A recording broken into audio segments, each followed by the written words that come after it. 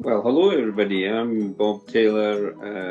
I am a board member of the Action Group currently, but also a founder member back in the mid-70s when I was a senior social worker in the Area 5 team, which is the one that covers the area from sort of Easter Road through to Portobello and all points in between. On arrival there, the team had various kinds of discussions about things, one of which was the recognition that we knew nothing whatsoever about people with mental handicaps, as it was called in those days, terrible as it may sound now. That was the point of reference. There was also a conversation had that because we knew nothing, we would do nothing unless we did it in consultation with the families concerned. We had a report written which said, well, it was called A Case of Neglect. And it was written by a marvellous lady called Rose Wass, who was a student in our office. And she discovered there were 320 families in the area, which was flabbergasting. The parents who came forward and formed the committee were absolutely outstanding. They were resourceful, creative, and determined. I think in Edinburgh at the time there was only the Ogivern Hospital with an occupancy of 600 and one adult hospital for males, 20 in number, down at Trinity, but there was nothing else. That was it. Complete blank sheet as far as any kind of services were concerned. Well, in those early days, it was really an action group.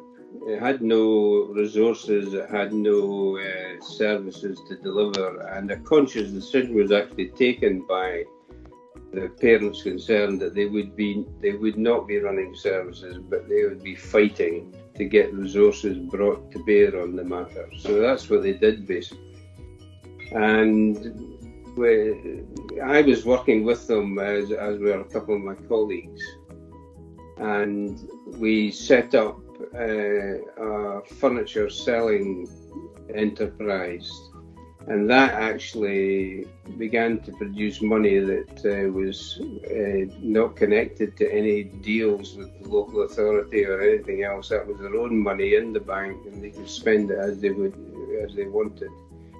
So they really started to put the pressure on local government and social work department and social work committee and so forth and so on, to the point where, things began to move and shift.